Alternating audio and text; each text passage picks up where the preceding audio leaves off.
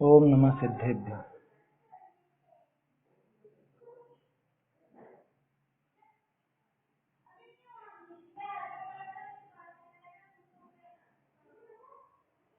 श्री जिन शासन गुरु नमो नाना विधि सुखकार, आत्महित उपदेश कहें करें मंगलाचार, करें मंगलाचार। आत्मानुशासन ग्रंथ पे अपनी बात चल रही थी। 122वां छंद अपन देख रहे थे। छंद बिल्कुल सीधा है ना, लेकिन वो समझने लायक है। शुभ भाव, अशुभ भाव, शुद्ध भाव, इन तीनों का कैसा क्या क्रम रहता है, किस तरह से ये अशुभ से छूटता है, शुभ में आता है, और फिर शुभ भी अटकने लायक है क्या, या शुभ में भी इसको शुद्धता प्राप्त हो जाती है क्या, ये सारी बात अपन देख रहे थे इस छंद के माध्यम से। कल ये पूरा हो गया छंद अपना, इसकी बात अभी बाकी है। लेकिन शुभ भाव, अशुभ भाव और शुद्ध भाव ये किस तरह से होते हैं, क्या इनकी क्रम परिपाटी है, इसको समझने के लिए आगे के ये 123 और 124 नंबर का छंद भी है। इसमें दोनों में अंतर समझ में आएगा कि शुभ भाव कैसा है और अशुभ भाव कैसा है। प्रश्न खड़ा हुआ था, देखा था कल अपन ने। प्रश्न लेने हैं, वो लेने हैं, वो इन दोनों के साथ ही लेंगे अपन, क्योंकि इन दोनों से उसका खुलासा होगा, है ना। इनके सपोर्ट में ही है वो चीज। तो इसलिए ले लेते हैं अपन कि भाई वो सरल भाषा में अपने को और समझ में आ जाता है, और इससे ये भी पता चलता है कि विद्वान जब कोई रचना करते थे, कोई काव्य वगैरह, कुछ पद वगैरह बनाते थे, तो कितना उनका अभ्यास था, कैसे वो अंदर में बैठी हुई थी वो बातें जो निकल करके सामने आती। पहले भी अपन ने देखा ये आत्मानुशासन में बहुत सारे अपने जो पद्य रचनाएं वो निकल करके आई हैं। इसमें तरह तरह की 12 भावनाएं, तरह तरह की वैराग्य भावना, और बहुत सारा चिंतन इसमें से निकला है आत्मानुशासन में। बहुत विशेष ग्रंथ है ये, है ना। लोगों को बहुत से सरल है वैसे, और कोई नया नया लगा हो ना स्वाध्याय वगैरह में या कुछ धर्म मार्ग में, उसके लिए बहुत उपयोगी है ना। आया समझ में? तो जिसको भी नई नई स्वाध्याय की रुचि हुई हो, जो समझना चाह रहा हो, उसके लिए बहुत बढ़िया ग्रंथ है। और साथ में टोडर मल जी की टीका, वो तो सोने पे सुहागे जैसा काम करती है। चलिए, प्रश्न क्या हुआ था कि जो ज्ञान आराधना रूप परिणम्या जीव के तप शास्त्र आदि विषय शुभ रूप अनुराग ते सरागी पना हो है। शुभ रूप राग है ना वहां पे, शुभ रागी तो है देवशास्त्र गुरु के प्रति, जो ज्ञान आराधना में परिणमित हुआ है। माने 4 आराधना में से जो ज्ञान आराधना में लगा है। ज्ञान आराधना का स्वरूप क्या? ज्ञान की आराधना कैसे होगी? ज्ञान की आराधना जैसे वो श्रुत पंचमी पे आपने पूजा कर ली, उतने मात्र से ज्ञान की आराधना नहीं होती। ज्ञान की आराधना तो उस ज्ञान का अभ्यास करे तो ज्ञान की आराधना होती है। वो ज्ञान यहाँ मिलता है। पिछले छंद में अपन ने देखा था आगमात, आगमात शब्द आया था ना, त्यादयम आगमात, कि आगम से, आगम का अभ्यास करे, आगम का अभ्यास रहे तो वो ज्ञान की आराधना होती, क्योंकि वो ज्ञान यहाँ से प्राप्त होता है। आया समझ में? तो ज्ञान आराधना रूप जो परिणमित हुआ है, ऐसे जीव के तप शास्त्र आदि विषय शुभ रूप अनुराग थे। शुभ रूप राग है, शुभ भाव है ये, है ना। पुण्य का भाव है, ये अपन देख चुके हैं। अभी और समझेंगे अपन कि कैसा होता है शुभ राग, कैसा होता है अशुभ राग, कैसा होता है शुद्ध भाव, ये तीनों को और समझेंगे। इसमें क्रम से पहले 123 में तो दिखाएंगे अशुभ राग का, और 124 में दिखाएंगे शुभ राग का। आया समझ में? शुभ राग कैसा होता है वो दिखाएंगे। पहले अपन ये छंद देख लेते हैं दोनों, उसके बाद फिर वो जो भजन की बात मैं कर रहा था, ताकि पूरा क्लियर हो जाएगा। अभी ज्यादा इस पे विशेष चर्चा नहीं करेंगे। अभी सिर्फ इतना समझो, सामने वाले का प्रश्न ये है कि भाई हम यहाँ बच्चे बच्ची के प्रति हमारा राग है, पति के प्रति, पत्नी के प्रति, या घर वालों के प्रति राग है, वो भी तो राग है। और आप इधर ज्ञान आराधना में लगने की बात करते हो, तो ये भी तो देवशास्त्र गुरु के प्रति राग है। आप हमसे कहते हो कि भैया उपन्यास मत पढ़ना, तो उपन्यास का राग तो आपको राग दिखता है, और जिनवाणी पढ़ रहे हैं तो ये भी तो जिनवाणी का राग है ना। तो इस राग से वो शुद्ध कैसे होगा? ताते मुक्त पनो कैसे होई, उससे मुक्ति कैसे होगी? ऐसी आशंका करी उत्तर कहे है। इस आशंका के होने पर यहाँ पर आचार्य देव उत्तर देते हैं। ये बात तो समझ में आ गई ना। राग तो दोनों ही है, चाहे देवशास्त्र गुरु का राग हो वो भी राग है, और चाहे भोजन का राग हो, घर वालों का राग हो, 5 इंद्रिय के विषय भोगों का राग हो, वो भी राग है। तो जब ये भी राग और वो भी राग, और आप तो बात कर रहे हो वीतराग होने की, तो दोनों तरफ राग है, तो उससे वीतरागी कैसे होगा? प्रश्न समझ में आया हर्षिता? है ना, ये प्रश्न अच्छे से समझना कि भाई दोनों जगह राग है ना, वीतराग का तो दोनों ही जगह नहीं। घर वालों से प्रेम हो, चाहे देवशास्त्र गुरु से प्रेम हो, प्रेम तो दोनों ही है। तो फिर ये वीतरागता कैसे आएगी? प्रश्न बहुत बढ़िया है और उसका उत्तर भी उतना ही बढ़िया है। सरल है लेकिन बहुत बढ़िया है। इस उत्तर में अभिषेक भाई, इसमें वो छुपा हुआ है, कौन सा? निमित्त उपादान की चिट्ठी है ना बनारसी दास जी की, उसके अंदर जो बात आती है शुभ में शुद्धता गर्भित जानना, वो जो पंक्ति है वो अध्यात्म की बारीक बात है। शुभ में शुद्धता गर्भित जानना, वो उसके अंदर से, इसके अंदर से लिया गया। कैसे जवाब मिलेगा वो?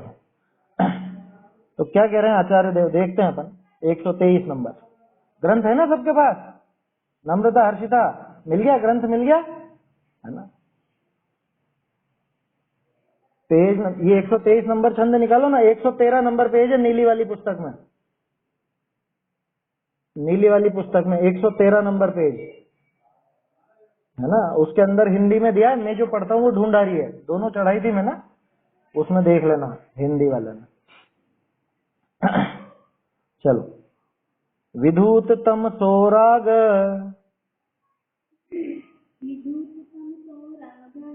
तपश्रुत निबंधन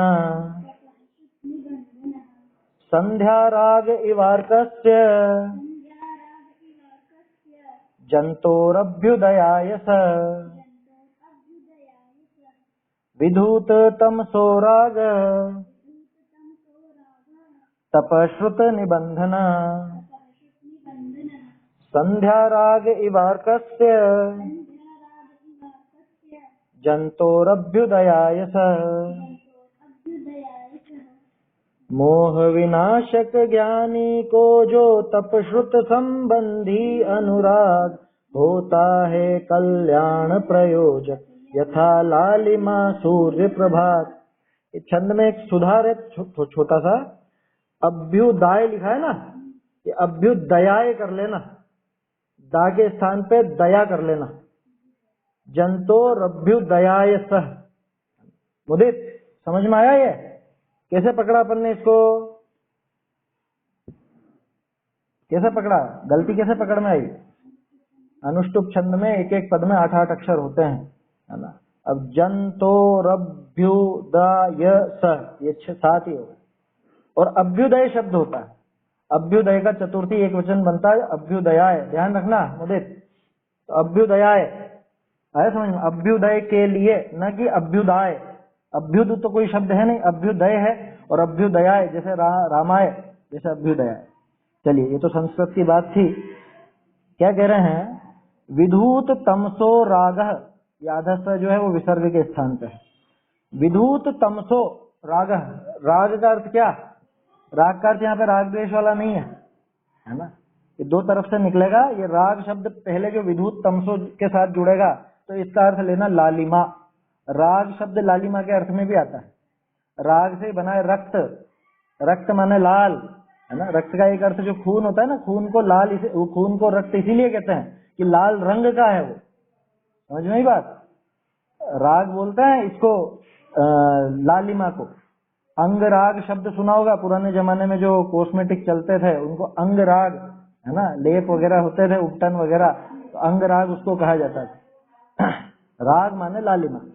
तो विधूत तमसो राग, कि 2 तरह की लालिमा है ना। आचार्य देव उदाहरण दे रहे हैं उसी का ही, संध्या का ही, जो पिछले छंद में आया था ना, संध्या, वही शब्द है यहाँ पर। तो संध्या माने वो जो लालिमा का समय है। कौन सी लालिमा? कि जो प्रकाश और अंधकार, इन दोनों के बीच में जो लालिमा आती है, जहाँ थोड़ा अंधकार और थोड़ा प्रकाश होता है, उस लालिमा को, वो लालिमा की बात यहाँ चलती है। तो ये कौन सा संध्या का समय है? कि जहाँ पे विधूत तमसो, तम माने अंधकार, कि जहाँ पे उस तम का पूरी तरह से नाश कर दिया गया है, या पूरी तरह नाश मत समझो, यहाँ ऐसा समझना कि जहाँ उस अंधकार को पछीट दिया गया है। आया समझ में? माने अंधकार का नाश होने ही वाला है, उसको कहते हैं विधूत, है ना। विधूत माने धो दिया है बुरी तरह से, पछीट पछीट करके धो दिया ऐसा। तो विधूत तमसो कि जहां अंधकार को नष्ट किया जा रहा है ऐसा राग। अब ये बताओ ये कौन से समय की बात है? अंधकार समाप्त होता हुआ जा रहा है तब जो लाली आ रही है ये कौन से समय की बात है? ये सुबह सुबह के समय की बात है, प्रभात काल वाली संध्या की बात है। शाम की संध्या भी ऐसी होती है ना? शाम के समय जो संध्या काल है और सुबह के समय जो संध्या काल है दोनों में रोशनी एक जैसी होती है। इधर भी लालिमा है उधर भी लालिमा है, लेकिन ये लालिमा कैसी है कि ये उस अंधकार को पछीट करके आई हुई लालिमा है। समझ में ही बात? अंधकार को छोड़ करके आई हुई लालिमा है, अंधकार की तरफ जाती हुई लालिमा नहीं है। अंतर समझ में आ रहा है दोनों में? ये दो छंदों में यही बात आएगी, अगले छंद में वो शाम के समय वाली लालिमा की बात आएगी, और यहाँ पे बात आ रही है सुबह के समय की लालिमा की। कि सुबह सुबह वो जो अंधकार का नाश करके, अंधकार को पछीट करके जो लालिमा आई है वैसा समझना। राग, अब वापस से राग शब्द इधर लेना। पहले राग का अर्थ था लालिमा, और अब राग का अर्थ लेना अपना जो राग भाव होता है ना, प्रिय लगने वाला जो भाव है वो। कौन सा अलंकार है मुदित? शब्द एक है लेकिन दो अर्थ निकल रहे हैं दो जगह। श्लेष अलंकार। अच्छा, अलंकार नहीं पढ़ा क्या? चलो कोई बात नहीं, आ जाएगा धीरे धीरे, ध्यान रखना। ये एक अलंकार है। अलंकार मतलब शब्दों का एक विशेष प्रयोग है जिससे शब्द सुंदरता बढ़ती है। शब्द एक ही लिया राग, लेकिन दो जगह पे दोनों का अलग अलग अर्थ निकलेगा। उस राग को जब विधूत तमसों के साथ लगाएंगे तो उस राग का अर्थ है लालिमा। और जब अपन लगाएंगे तप श्रुत निबंधना, कि तप और श्रुत इन दोनों में निबंधन होता हुआ, माने इन दोनों से जुड़ा हुआ, इन दोनों में लगा हुआ जो राग है माने वो शुभ भाव है ना। मंद कषाय रूप परिणाम, शुभ राग रूप जो परिणाम है उस राग की बातें है ना। यहाँ आप दूसरे वाले में राग का अर्थ राग द्वेष और विधुत तमसों के साथ राग का अर्थ लालिमा, ऐसा समझना, ठीक है। तप और श्रुत के निबंधन में लगा हुआ, माने तप और श्रुत से संबंधित वो जो राग है वो कैसा है कि वो अंधकार के नाश के बाद आई हुई लालिमा के समान है। लालिमा तो है लेकिन कैसी लालिमा है वो कि वो अंधकार का नाश करके आई हुई लालिमा है। तो वो कैसी होती है ये आगे तो उदाहरण के दे रहे हैं। संध्या राग इवार्कस्य, संध्या के समय के राग के समान। इव माने समान। अर्क, अर्क किसको बोलते हैं? अर्क पर्यायवाची सूर्य का। अर्कस्य कि अर्क का जो राग है माने सूर्य की जो लालिमा है कैसी? विधूत तमसो, अंधकार का नाश करके जो सूर्य की लालिमा फैली है वो किस उसके जैसा कौन है कि जो तप और श्रुत के संबंधित जो राग है वो उस सूर्य की उस लालिमा के समान जानना जो अंधकार का नाश कर गई। वो किस लिए होती है? जंतो अभ्युदयाय सह, कि वो लालिमा वो राग, जंतु माने प्राणी का, जीव का, जंतु शब्द जीव के लिए है, अपने लिए है ना। अपन तो क्या सोचते हैं जीव जंतु, जीव जंतु वो जानवर वगैरह को उनको अपन जीव जंतु बोलते हैं। जंतु माने जीव है ना, जो जीव है उसको जंतु भी कहा जाता है। तो जंतो अभ्युदयाय है, जंतु के अभ्युदय के लिए। अभ्युदय माने अभ्युदय बोलते हैं उत्थान के लिए है ना। और हमारे यहाँ तो अभ्युदय दो ही शब्दों में आता है, दो ही चीजों में काम आता है, एक तो मोक्ष और एक स्वर्ग। उसमें भी मोक्ष के रूप में ही ज्यादा काम में लिया जाता है अभ्युदय। स्वर्गाप वर्ग गम मार्ग विमार्ग निष्ठ सद्धर्म तत्व कथने पटुस्त्रीलोक क्या पढ़ा होगा ना भक्तामर्जी में। स्वर्ग और अपवर्ग ऐसे दो शब्द आते हैं, और ऐसे स्वर्ग और अभ्युदय ऐसे शब्द भी आते हैं। तो अपवर्ग बोलो कि अभ्युदय बोलो एक ही बात है, वो मोक्ष के लिए। तो मोक्ष जीव के मोक्ष के लिए, जीव के अभ्युदय के लिए वो राग है। वो राग जीव को अंधकार में डालने के लिए नहीं है। इसको कहते हैं शुभ में गर्भित शुद्धता। क्या अभिषेक भाई इस चीज पे ध्यान देना। शुभ में जो गर्भित शुद्धता बताई, शुभ में गर्भित शुद्धता बताई बनारसी दास जी ने। बहुत से विद्वान इसमें चकरा जाते हैं, ये क्या चक्कर है, शुभ में शुद्धता कैसे बता दी? शुभ भाव तो राग भाव, शुद्ध भाव कैसे हुआ? और वो प्रश्न यहीं से खड़ा हुआ है कि दोनों ही राग है ना, इसमें कैसे आया? अरे भैया इसमें गर्भित है। गर्भित है का मतलब कि ये आएगा पहले और इसके बाद वो क्रम चालू होगा। वो लालिमा में सुबह के समय जो भोर के समय लालिमा है, उस लालिमा में आगे जो 8 बजे जो सूरज का प्रकाश होता है वो उसमें गर्भित है या नहीं है? कि उसमें गर्भित है, कि वहीं से निकलेगा। अंधकार के बाद 5 बजे जो अंधेरा था, 4 बजे मान लो, अभी तो 5 बजे थोड़ा थोड़ा उजाला हो जाता, 4 बजे जो अंधकार है और 8 बजे जो उजाला है, तो 4 बजे से सीधा 8 बजे वाला उजाला आ गया क्या? ये नहीं आया। उसमें पहले वो बीच में लालिमा जरूर आई है, वो लालिमा बीच में आती ही आती है, उसके बिना वो नहीं आ सकता। तो उस लालिमा का अर्थ वो प्रकाश है क्या? कि नहीं, दोनों अलग अलग चीजें हैं। 8 बजे जो सूरज का प्रकाश है, बादल छा रहे हो तो बात मत करना, है ना, उदाहरण गर्मी का ही लेना क्या।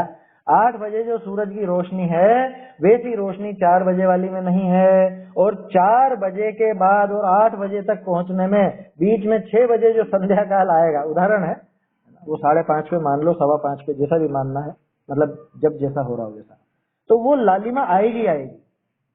ये क्रम है ना। और ये जो 122 नंबर छंद में अपन ने देखा था, अशुभ से छूट करके शुभ और शुभ छूट करके शुद्ध, ये क्रम इस तरह से चलता है। ऐसा मत समझ लेना कि वो जो लालिमा है वो पूरा प्रकाश है। लालिमा पूरा प्रकाश नहीं है, लेकिन जब भी पूरा प्रकाश होना होगा उसके पहले वो लालिमा आएगी ही आएगी। समझ में आई बात? उस लालिमा के बिना वो प्रकाश नहीं आएगा, इतनी बात है। मैं जयपुर मुझे जाना है तो बीच में कोटा टोंक आएगा ही आएगा। मेरे यहाँ के रास्ते की बात कर रहा हूँ, आपकी तरफ से जो जो आता हो वो लगा लीजिएगा, ठीक है?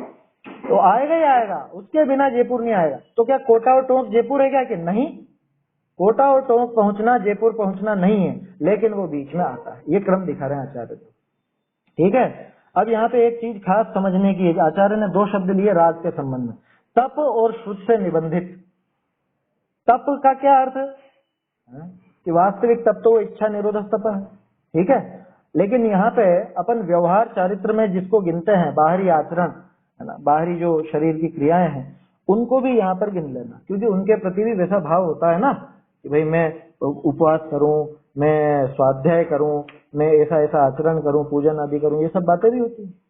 दूसरा श्रुत, श्रुत से समझ लेना व्यवहार सम्यक ज्ञान। समझ में आ रही है बात? इधर व्यवहार सम्यक ज्ञान आ गया, इधर व्यवहार सम्यक चारित्र, दोनों राग रूप ही है ना भाई। निश्चय सम्यक दर्शन, निश्चय सम्यक ज्ञान, निश्चय सम्यक चारित्र तो वीतराग भाव रूप है, आत्मानुभव रूप है, वो शुद्ध भाव है। निश्चय रत्नत्रय शुद्ध भाव है। निश्चय रत्नत्रय में आपके तप वप और ये कुछ भी नहीं आएगा, बाहरी क्रिया नहीं आएगी, नए स्वाध्याय आएगी, कुछ नहीं आएगा, है ना। निश्चय रत्नत्रय तो आत्मा का वो वीतराग परिणाम, शुद्ध भाव, आत्मलीनता, उसका नाम निश्चय रत्नत्रय। और व्यवहार रत्नत्रय में जो अपन देवशास्त्र गुरु का श्रद्धान लेते हैं, ये स्वाध्याय लेते हैं या बाहरी आचरण लेते हैं, ये सब राग रूप है, इसीलिए तो व्यवहार से कहा उसको, इसलिए व्यवहार रत्नत्रय नाम दिया। अच्छा, फिर से अपन निश्चय व्यवहार का पुरानी व्याख्या पे फिर से आते हैं। वो डब्बा, शक्कर का डब्बा कब कहलाएगा? उसमें शक्कर होगी तो, अगर शक्कर नहीं हो तो कौन कहेगा उसको शक्कर का डब्बा? बात समझ में आई? तो व्यवहार से आप जो उसको शक्कर का डब्बा कहते हो, वो भी तभी कहते हो जब अंदर शक्कर भरी हो। समझ में आई बात? ऐसा लेना यहाँ। तो निश्चय से वो जो रत्नत्रय परिणाम है, वीतराग परिणाम है, वास्तव में तो वो ही असली रत्नत्रय है। उसके साथ साथ बाहर में जो देवशास्त्र गुरु का श्रद्धान होता है, उसके साथ साथ बाहर में जो शास्त्रों का अभ्यास होता है, उसके साथ साथ जो बाहर में शरीर की क्रिया, अपने व्रत तप उपवास इत्यादि की, या और जो अपने नियम है, प्रतिज्ञाएं हैं, उनकी क्रिया होती है, उनको व्यवहार से सम्यक दर्शन, सम्यक ज्ञान, सम्यक चारित्र कह दिया जाता है। ये बात समझ में आई है ना? ये निश्चय व्यवहार इस तरह से चलता है। तो अभी तो ये समझना कि ये जो तप और श्रुत से संबंधित जो राग भाव है, प्रश्न इसी पे खड़ा हुआ था। राग भाव तो ये भी है ना साहब, कि राग भाव तो है, लेकिन ये जीव को डुबोने वाला नहीं है, ये जीव के अभ्युदय के लिए है। ये क्या मतलब? कि पूजा करेंगे तो मोक्ष मिल जाएगा, उपवास करेंगे तो मोक्ष मिल जाएगा, या ये स्वाध्याय करेंगे तो मोक्ष मिल जाएगा? कि नहीं, मोक्ष मिलेगा तब ये चीजें बीच में आएंगी। ये मोक्ष नहीं है, ना ही इनसे मिलने वाला है।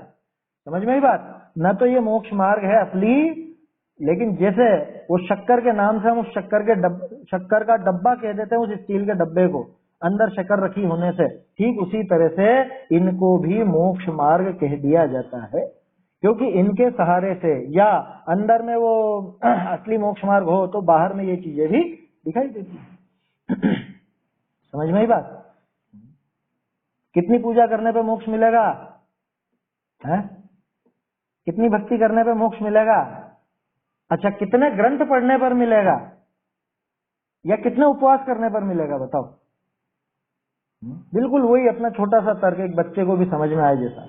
जिन्होंने आज तक प्राप्त किया वो कैसे किया देख लो। जितने भी आज तक सिद्ध हुए, जितने भी तीर्थंकर हुए, क्या करते करते हुए, आखिरी समय क्या कर रहे थे वो? अनंत भगवान क्या पूजा करते करते वीतरागी हुए थे क्या?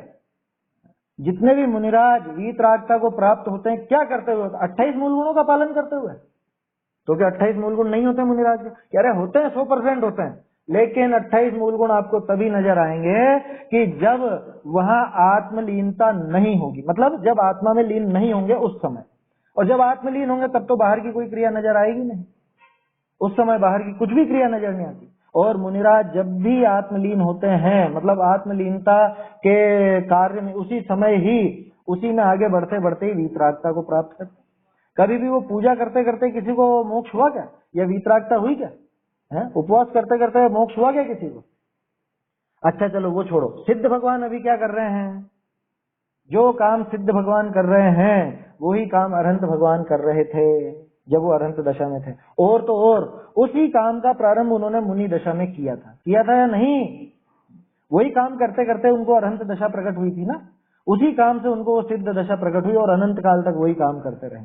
तो बोलो असली धर्म क्या है, असली मोक्ष मार्ग क्या है? कि जिससे उनको वास्तव में मोक्ष प्राप्त हुआ है, वास्तव में वही मोक्ष मार्ग है। तो ये सब चीजें क्या हैं? ये पूजा पाठ, भक्ति, स्वाध्याय, व्रत, तप, उपवास, यात्रा, दान इत्यादि, ये सब क्या है? कि ये उसमें बीच के पड़ाव है। ये बीच के पड़ाव हैं, ये आया समझ में, है ना? बीच में आएंगे जरूर। ये जैसे जयपुर जाते हुए बीच में कोटा, टोंक, देवली, ये सब आएगा मेरे, उसी तरह से ये सब चीजें भी बीच में आती हैं। लेकिन इन सबसे छूट करके फिर आगे वो जयपुर प्राप्त होता है। ठीक उसी तरह से यहाँ समझना चाहिए। ठीक है, तो तप और श्रुत, इन दोनों से जुड़ा हुआ जो राग है, वो राग उस जीव के अभ्युदय के लिए है, भटकाने के लिए नहीं, है ना? वो पाप का स्थान नहीं, ऐसा समझना। चलिए अर्थ पढ़ते हैं। अर्थ मैं ढूंढारी में पढ़ रहा हूँ, आपको हिंदी पुस्तकों में हिंदी में मिलेगा। कुछ अंतर नजर आए तो बताना। दूर किया है अज्ञान अंधकार जाने, ऐसा जीव जाके तप शास्त्र आदि संबंधी राग भाव है, सो कल्याण का उदय ही के अर्थ है। अभ्युदय माने कल्याण का उदय। क्या? कि जिसने अज्ञान अंधकार दूर किया। ये बात कहां से आई? ये पिछले छंद में जो आगमात शब्द आया था ना, आगम ज्ञान से, शास्त्र अभ्यास से, शास्त्र अभ्यास से जिसने अज्ञान रूपी अंधकार को दूर किया है, ये विधूत तमसो, यहाँ पे भी आया इसी छंद में, विधूत तमसो, कि अज्ञान रूपी अंधकार जिसने दूर किया है, ऐसा जीव जिसके तप और शास्त्र आदि संबंधी राग भाव है, जिसके तप और शास्त्र संबंधी माने ज्ञान और आचरण, ये बाहर का दोनों चल रहा है जिसके, ऐसा जो राग भाव है वो कल्याण के लिए ही है। ये लाइन बहुत ध्यान से देखो, देखो लिखा तो रहा है साहब, तप और शास्त्र आदि संबंधी राग भाव है वो कल्याण के लिए है। तो पूजा करने से अपना कल्याण होगा, भक्ति करने से अपना कल्याण होगा, शास्त्र पढ़ने से कल्याण होगा, है भूखे रहने से, उपवास आदि करने से कल्याण होगा। साफ साफ लिखा तो रहा है इसमें। उसके पहले क्या लिखा रहा है? किसका?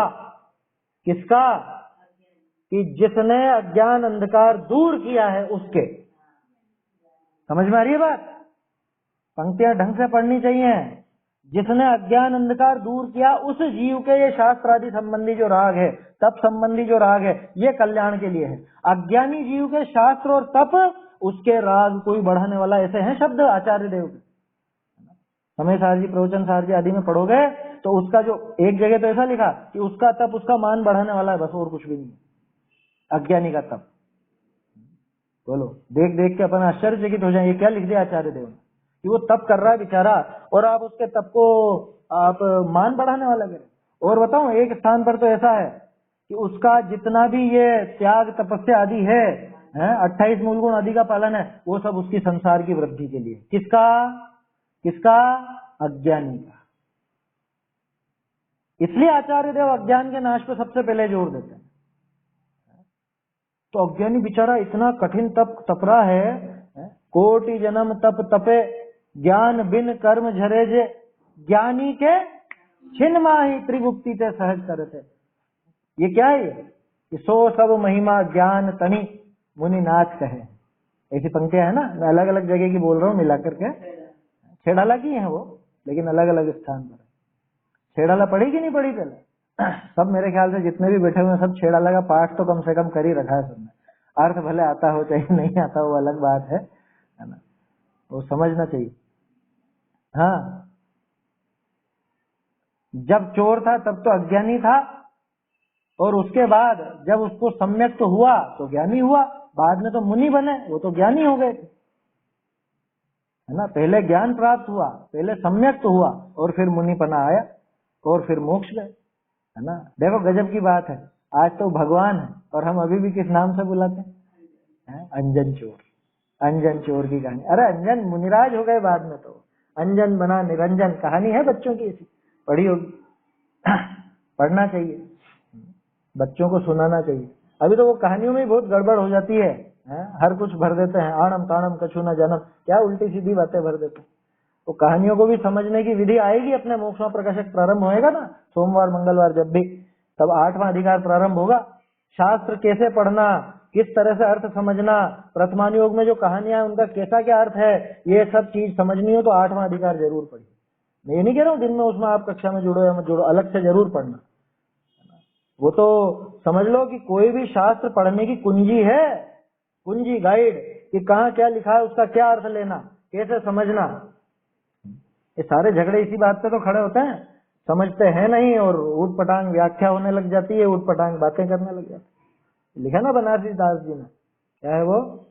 धर्म न जानत बखानत भरम रूप ठोर ठोर ठानत लड़ाई पक्षपात की, है नहीं सुना क्या? बहुत बढ़िया पद है बनारसी दास जी का। धर्म न जानत, जानता तो कुछ है नहीं धर्म के बारे में, बखानत भरम रूप और व्याख्याएं करने लग जाता है मनमानी, ठोर ठोर ठानत लड़ाई पक्षपात की लड़ाई छेड़ने लग जाता है। भाई स्याद्वाद अनेकांत में अपना जैन दर्शन है, इसकी बातों को अगर समझे नहीं और आपस में माथाफोड़ी करता रहे तो कैसे कैसे, वो तो समयसार में झगड़ लेगा, समयसार के दो अधिकारों में आपस में झगड़ लेगा। यार साफ साफ का है जीव रागादि का करता है, लेकिन यहाँ कह रहे हैं कि रागादि जीव में है ही नहीं, एक ही में, एक ही ग्रंथ में समयसार जी, फिर तो वही झगड़ लेगा। ठोर ठोर ठानत लड़ाई पक्षपात की, ऐसा है। ऐसे हैं आजकल के धर्मात्मा, उन पर ऐसा व्यंग्य था वो, क्या ऐसे धर्मात्मा हो जाते हैं। खैर अपने को किसी और से कोई मतलब नहीं है, अपने तो सीधी सी बात है, जो अपन पढ़ रहे हैं उसका अर्थ भली भांति अपने को ख्याल में होना चाहिए। वो अर्थ अगर समझ में नहीं आएगा, गलत अर्थ लेंगे तो गड़बड़ हो जाएगी। ये बात तो सारी इसलिए उठी, यहाँ लिखा ना, दूर किया है अज्ञान अंधकार जाने ऐसा जीव, उस जीव के तप और ज्ञान की आराधना की बात है ये। जिसने अभी अज्ञान अंधकार दूर ही नहीं किया, उसके लिए कि वो तो संसार में ही भटकेगा, वो कुछ भी कर ले वो संसार में ही भटकेगा। उसका तप भी संसार बढ़ाने वाला है, उसका ज्ञान भी संसार बढ़ाने वाला है। बोलो अभी कोई अज्ञानी जीव है, ठीक है, अज्ञानी माने समझ लो तीव्र कषाई है, सम्यक दर्शन तो प्राप्त हुआ नहीं, और तीव्र कषाई जीव वो शास्त्रों को पढ़ ले तो वो शास्त्र उसके लिए हितकारी हुए कि अहितकारी? कि उससे तो उसका और घमंड चढ़ गया, ज्ञान मद आ गया। होता है ना ज्ञान मद, 8 प्रकार के मद पढ़े कि नहीं पढ़े? ज्ञान मद, ऐसे तप मद, कि वो तप बोलो काम का है कि नहीं, कि ज्ञानी के तो काम का है और अज्ञानी के काम का नहीं, अज्ञानी के उल्टा असर करेगा। समझ में आई बात? अज्ञानी के उल्टा असर करता है, अज्ञानी के मद बढ़ाने वाला, वो संसार बढ़ाने वाला हो जाता है। दूर किया है अज्ञान अंधकार जाने ऐसा जीव, ताके तप शास्त्रादिक संबंधी राग भाव है, सो कल्याण के उदय ही के अर्थ है, कल्याण के लिए ही है, अभ्युदय के लिए ही है। जैसे सूर्य के प्रभात संध्या संबंधी रक्तता है, रक्तता माने वो ललाई है ना, लालिमा, सो उदय के अर्थ है तैसे जानना। बोलो वो जो लालिमा आई है, क्या बोलते हैं उसको, भोर बोलते हैं ना, भोर। वो भोर का जो समय है, और क्या नाम है इंग्लिश में, तो डॉन बोलते हैं उसको, है ना, डॉन, और शाम वाली संध्या को डस्क। तो ये जो डॉन हुआ है, ये प्रभात काल हुआ है, ये किसके लिए है? ये सूरज के उदय के लिए है, ये वापस से अंधकार के प्रसार के लिए नहीं है, ये उस अंधकार के नाश के लिए है, ऐसा समझना चाहिए। देखिए भावार्थ पढ़ता हूं। जैसे सूर्य के जैसी अस्त समय संध्या विषय लाली हो है, तैसी ही प्रभात समय संध्या विषय लाली हो है। शाम के टाइम और सुबह के टाइम की लालिमा एक जैसी, ये बात पहले भी कर ली अपन ने। परंतु प्रभात की लाली में और संध्या की लाली में एता भेद है, जो प्रभात समय विषय रात्रि संबंधी अंधकार का नाश करी संधि विषय जो लाली भई, सो आगामी सूर्य का शुद्ध उदय को कारण। क्या कहा कि सुबह और शाम की लाली में कितना अंतर? ये सुबह सुबह जो लाली आई है ये रात्रि संबंधी अंधकार का नाश करके आई है, अशुभ भाव से छूटकर शुभ में आया है ना, अशुभ से छूटकर शुभ में आया। दूसरी बात, ये शुभ से आगे कहाँ जाने वाला है? ये शुभ छोड़कर शुद्ध में जाने वाला है, इसलिए ज्ञानी की बात ली। अज्ञानी तो शुभ में आकर के फिर अशुभ में चला जाता, रिवर्स भी हो जाती है उसकी गाड़ी। प्रभात समय विषय रात्रि संबंधी अंधकार का नाश करी संधि विषय जो लाली भई है, सो आगामी सूर्य का शुद्ध उदय को कारण है, आगामी उस शुद्धोपयोग का कारण है। अभिषेक भाई है कि नहीं है? वो उसमें जो बात कर रहे थे ना अपन निमित्त उपादान की चिट्ठी में, वो यही बात है। उस ज्ञानी जीव के वो शुभ में गर्भित शुद्धता, वो इस तरह से शुभ में गर्भित शुद्धता, क्या ज्ञानी के, अज्ञानी के नहीं। ज्ञानी जब भी, अरे उसका सीधा सीधा अर्थ यह है कि जब भी शुद्ध भाव प्रकट होता है उसके पिछली पर्याय कौन सी चल रही होगी? अशुभ की चल रही होगी क्या? कि नहीं, शुभ की ही चलेगी। तो पिछली पर्याय से अगली पर्याय निकली, ऐसा वहां पर अर्थ लेना, सर्वथा मत लगाना, लेकिन ये ज्ञानी के लिए ही लगेगा। क्योंकि अगर ऐसा अर्थ लेने लगे तो फिर अशुभ छोड़ करके शुभ में आया तो अशुभ में शुभ गर्भित भी कहना है कि अशुभ से शुभ हुआ। बिल्कुल, अगर शुभ से शुद्धता मानने लग जाऊं तो फिर तो अशुभ से शुभ शुभ मानूं, ये तर्क तोड़र मल जी ने, है ना। ये चीजें भली भांति अपने को समझनी चाहिए, कहाँ पे कैसी क्या बात लगेगी, कहाँ कैसा क्या अर्थ निकलेगा, और कैसा अपने को वो यथावत वस्तु स्वरूप कैसा है, क्या चीज कहने के लिए कही गई है, किस लिए कही गई है। निमित्त उपादान की चिट्ठी में जो बात आई है ना, मुझे अभिषेक ये ढंग से समझना इस चीज को, वहां जो बात आई है उसका आशय ये बिल्कुल भी नहीं है कि शुभ में से शुद्ध निकल के आ जाएगा। उसका आशय ये है कि भाई वहां पे ज्ञान कुछ काम नहीं कर रहा है। शुभ अशुभ शुद्ध किसकी दशा है? चारित्र की दशा है ना। तो वो गुणों में निरपेक्षता दिखाने के लिए आचार्य वहां पे बनारसी दास जी ने वो बात ली, गुण निरपेक्ष है, पूरी तरह से निरपेक्ष, कि वो ज्ञान उस चारित्र पर कोई असर नहीं डालता। ये बताने के लिए उन्होंने कहा कि उस शुभ में ही शुद्धता गर्भित समझना, ज्ञान से नहीं आई हो, ऐसा कहना चाह रहे हैं वहां पे। वो इतनी बारीकी है उसमें, वो तो कभी जब वो प्रकरण चलेगा तब लेंगे अपन वो बात। खैर यहां देखिए, तैसे जीव के जैसा विषयादि विषय राग हो है, तैसा ही तप शास्त्रादि विषय राग हो। बोलो, यहाँ पे राग भाव था और वहां धर्म के मार्ग में भी राग भाव वैसा ही है ना, लेकिन दोनों में कितना अंतर, कि जितना अंतर उस शाम की लाली और सुबह की लाली में, वैसा ही अंतर इस अशुभ और शुभ राग में समझना। अशुभ भाव भी रागादि रूप, और राग सिर्फ एक नाम ले रहे हैं अपन। अमृता कल भी बात करी थी ना अपन ने, सबका पूरी 2500 कषायों का एक नाम लिया राग, एक नाम लिया राग।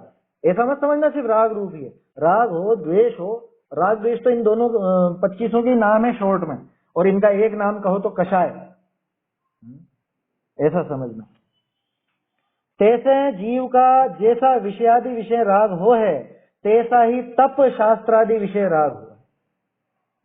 जैसा राग उपन्यास पढ़ने में, वैसा ही राग यहाँ शास्त्र पढ़ने में। जैसा राग गाना गाने में है, वैसा ही राग भक्ति करने में है? जैसा राग भोजन करने में है, वैसा ही राग उपवास करने में। तो राग ही है ना, लेकिन कैसा कि तप शास्त्रादि विषय मिथ्यात्व संबंधी अज्ञान का नाश करी। पहली शर्त ये, मिथ्यात्व संबंधी अज्ञान का नाश करके संधि विषय जो राग भया है, सो आगामी जीव का शुद्ध केवल दशा रूप उदय को कारण है। केवल दशा माने वो वीतराग दशा, केवल ज्ञान आदि, समझ में आ रही है बात। तो केवल दशा के कारण रूप है ये, है ना। ये सारी चीजें, चाहे वो श्रावक के मूल गुण हो, या श्रावक के 12 व्रत हो, या वो 11 प्रतिमाएं हो, अथवा मुनिराज के 28 मूल गुण हो, ये सारी चीजें वो शुभ राग रूप। और ये शुभ राग ये कहाँ पे ले जाने वाला है? ये मोक्ष तक ले जाने वाला है। लेकिन किसको? मिथ्यात्व रूपी अंधकार का जिसने पहले नाश किया है उसको। हर एक नहीं पहुंचेगा वहां तक, कि बाकी की को तो गाड़ी रिवर्स हो जाएगी यहाँ और शुभ से फिर अशुभ में भी आ जाएगा। समझ में आई बात? ऐसा क्या कह रहे हैं कि तप शास्त्र आदि विषय मिथ्यात्व संबंधी अज्ञान का नाश करी संधि विषय जो राग भया है सो आगामी जीव का शुद्ध केवल दशा रूप उदय को कारण है, उस केवल दशा के उदय का कारण है। अब अगर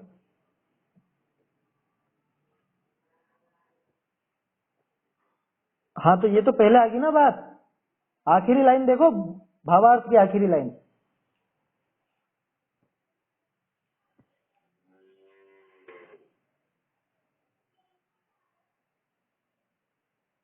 नहीं नहीं ये तो आप कहाँ पे पहुंच गए, ये इसके आगे की आखिरी लाइन पढ़ दी है मैंने,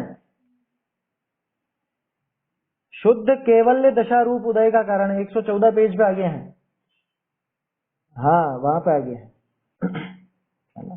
तो वो उदाहरण वगैरह तो अपन देख ही चुके हैं। अब अगला छंद भी अपन साथ के साथ देख लेते ताकि वो अशुभ भाव कैसा रहता है उसका भी अपने को यहाँ पे सामने ख्याल में आएगा। आगे इससे विपरीत जो राग, क्योंकि बात अधूरी है अभी, एक राग कौन सा देखा, सुबह की जो लालिमा है वैसा राग देखा, शुभ भाव। अब एक दूसरा राग कैसा कि जैसे वो शाम की लालिमा है, वो भी लालिमा है, वो भी राग है, लेकिन कैसा वो देखो। आगे इससे विपरीत जो राग किस विषय दोष को दिखावता सुता सूत्र कहे है, उसमें दोष दिखाते हुए ये छंद बताते हैं। विहाय व्याप्त मालोकम पुरस्कृत्य पुनस्तमा रविवद्रागमागच्छन् पाताल तल मृच्छति। विहाय व्याप्तमालोकम् पुरस्कृत्य पुनस्तमा रविवद्रागमागच्छन् पाताल तल मृच्छति। ज्ञान ज्योति तज तम अपना कर रागादिक परिणति को प्राप्त राग युक्त रविवत वह तल पाताल लोक का करता प्राप्त। उदाहरण से समझ में आया होगा क्या कह रहे हैं। विहाय, विहाय माने छोड़कर, किसे छोड़कर, व्याप्तम आलोकम, व्याप्त माने सब तरफ फैला हुआ, आलोक, आलोक का अर्थ प्रकाश। अभी देखो दिन भर का उजाला था ना, दिन भर चारों तरफ प्रकाश फैला हुआ था, उस आलोक को छोड़कर और पुरस्कृत्य, पुरस्कृत्य के दो अर्थ, कि एक तो पुरस्कार दे करके अथवा दूसरा अर्थ आगे करके, पुरस्कृत्य यानी सामने रख करके, किसको सामने रखकर, पुनस्तमः, कि फिर से उस अंधकार को ही सामने रख करके जो सूर्य चला है। क्या अब शाम की लालिमा में कैसा है कि दिन भर का जो उजाला था, दिन भर जो चारों तरफ उजाला फैला था, उस उजाले को छोड़ करके इसने किसकी तरफ मुंह किया, किसको सामने किया, कि सामने तो इसने उस अंधकार को कर दिया।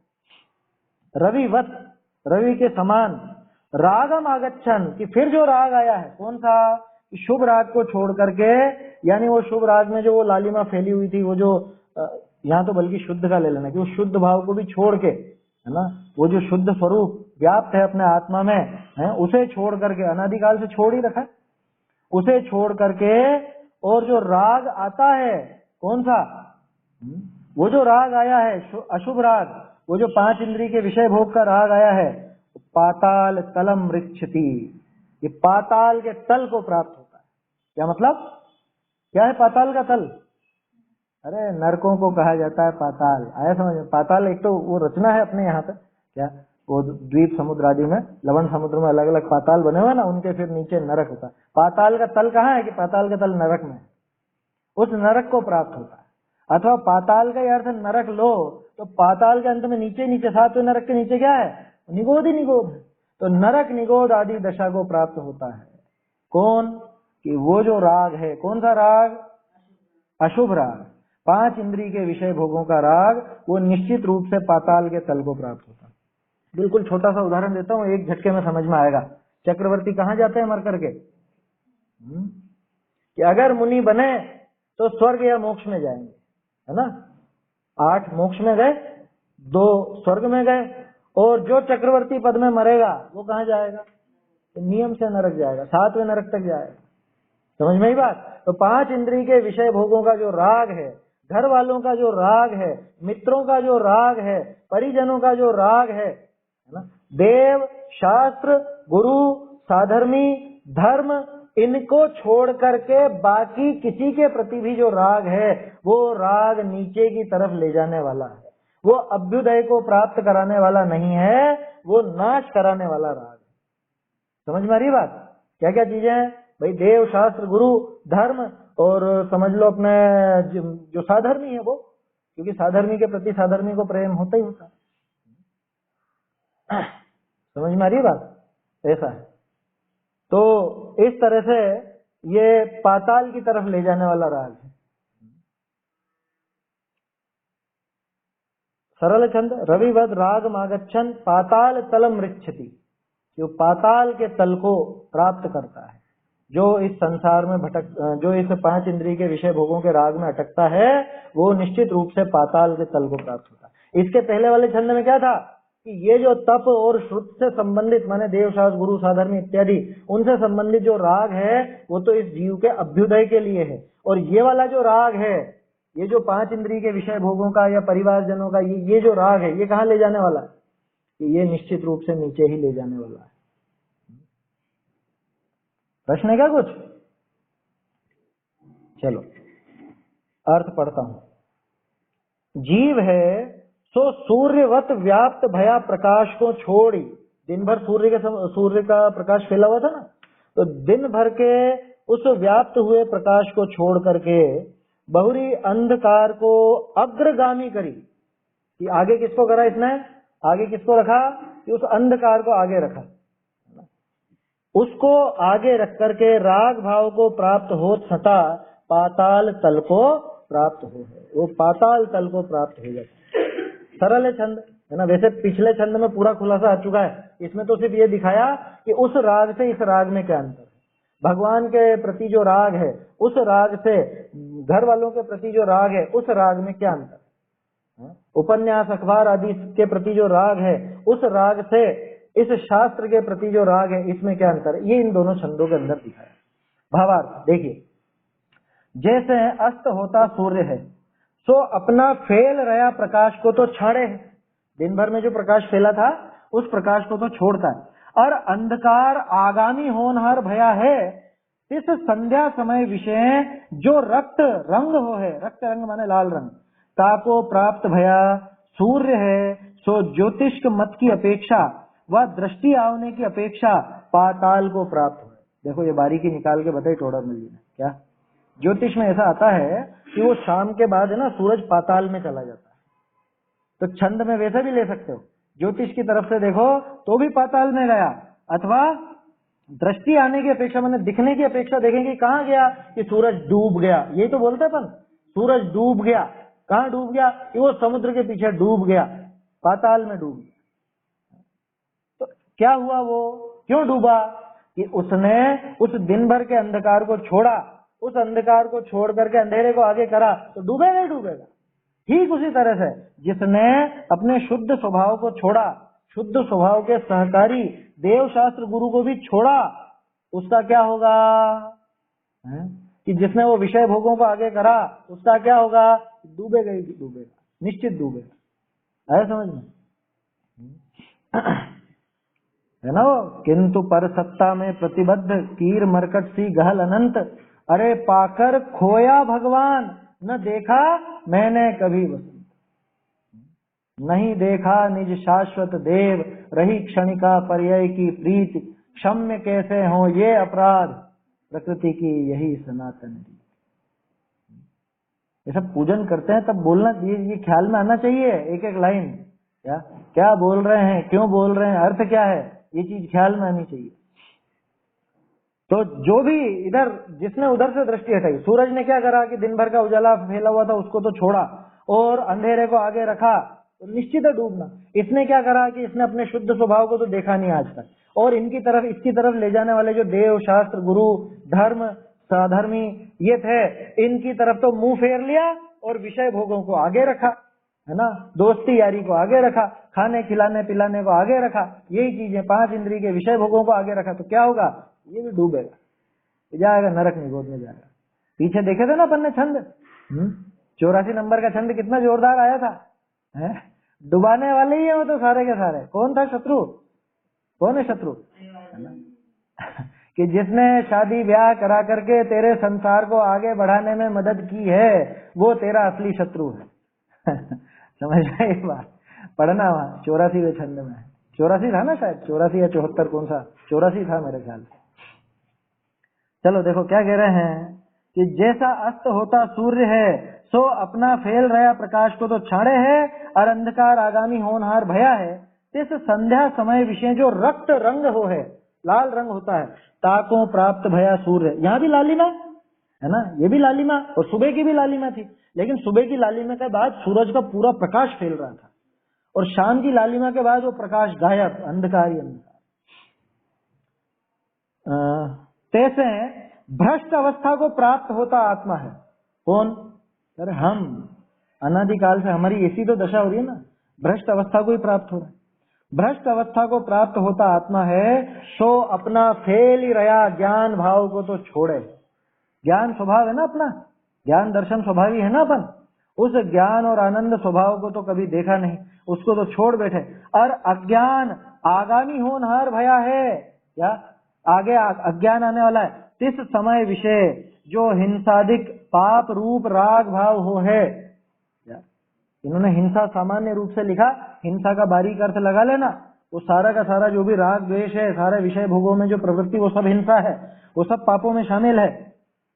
तो जो हिंसादी पाप रूप राग भाव हो है, ताको प्राप्त भया आत्मा है, सो पाताल विषय नरकादिक व नीच दशा रूप निगोद आदि पर्याय ताको प्राप्त हो, निश्चित रूप से उसको प्राप्त हो। पहले भी अपन ने बात की थी ना, जीव के मुख्य रूप से दो ही ठिकाने हैं। कौन से दो ठिकाने हैं? या तो निगोद या मोक्ष। अब मोक्ष की तरफ इसका मुंह नहीं है, मोक्ष की तरफ पीठ करके खड़ा है, तो कहां जाने की तैयारी है? कि निगोद में जाएगा। और एक बात पक्का मान लेना, ये मनुष्य पर्याय छूटी, ये संगी पंचेंद्री पना एक बार भी अगर छूटा ना, तो दूसरी बार फिर मिलना मुश्किल है। मुश्किल क्या, असंभव जैसा समझना, आसानी से नहीं मिलता। अपन सोचते हैं कि वो फिर बन जाएंगे मनुष्य, फिर कर लेंगे। भैया भ्रम में मत रहे, मिलेगा नहीं। उदाहरण ध्यान रखना, सुई और धागे का, मुझे पहले बताया था ना, बंगाल की खाड़ी में तो डालो सुई और अरब सागर में डालो धागा।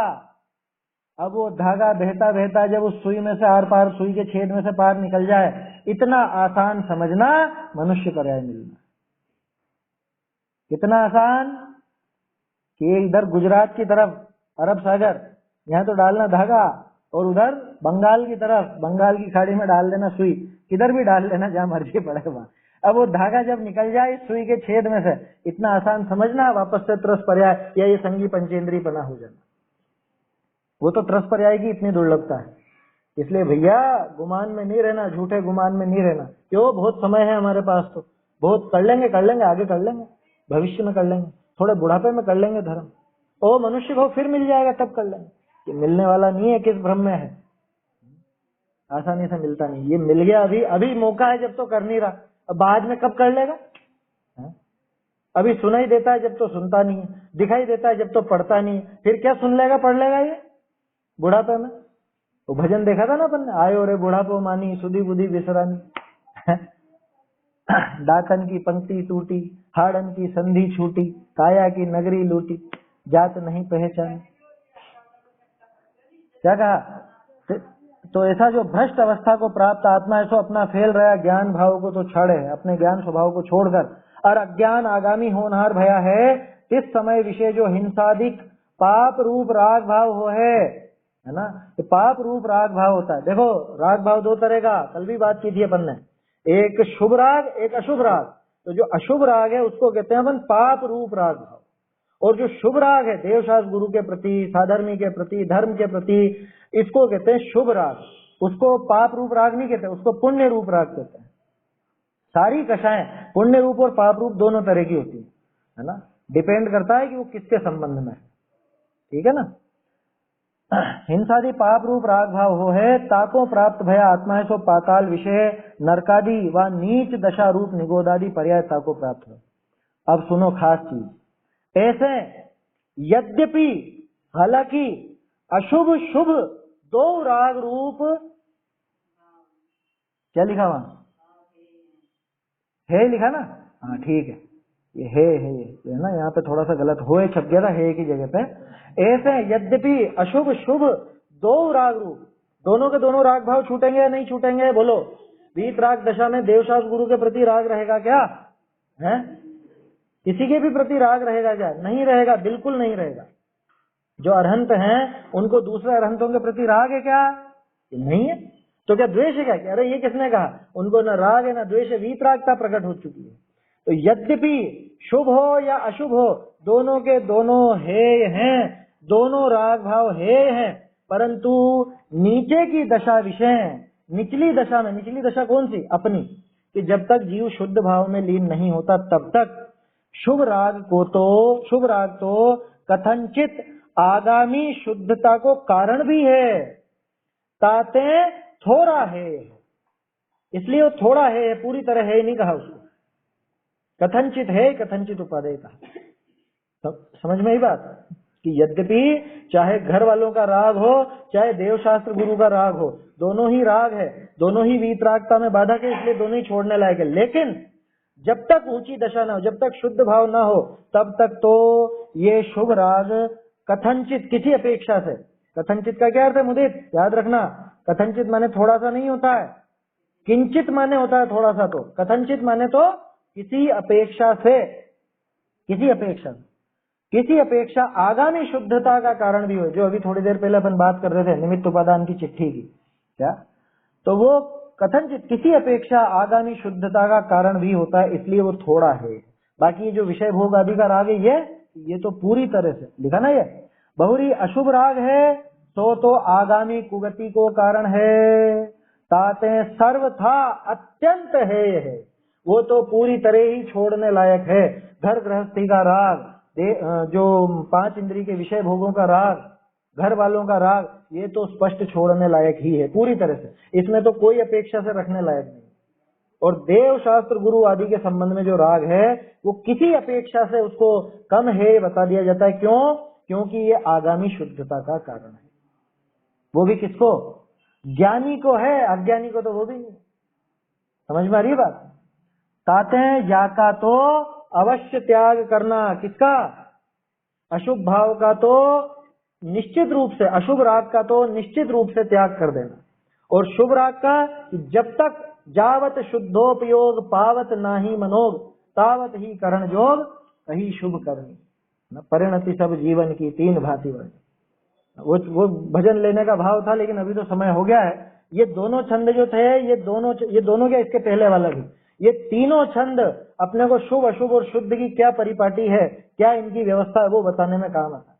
अभी ये बात पूरी नहीं हुई है, अपन वो छंद देखेंगे, शुभ अशुभ शुद्ध को और अच्छे से समझेंगे, है ना। कल तो रविवार है, तो कल अपन ये भजन भी देख लेंगे, और किसी का कोई प्रश्न होगा तो वो भी ले लेंगे। हाँ, एक सूचना और है कि कल सुबह शायद नहीं रह पाएगी अपनी स्वाध्याय, तो अगर दिक्कत नहीं हो तो दिन में रखें क्या?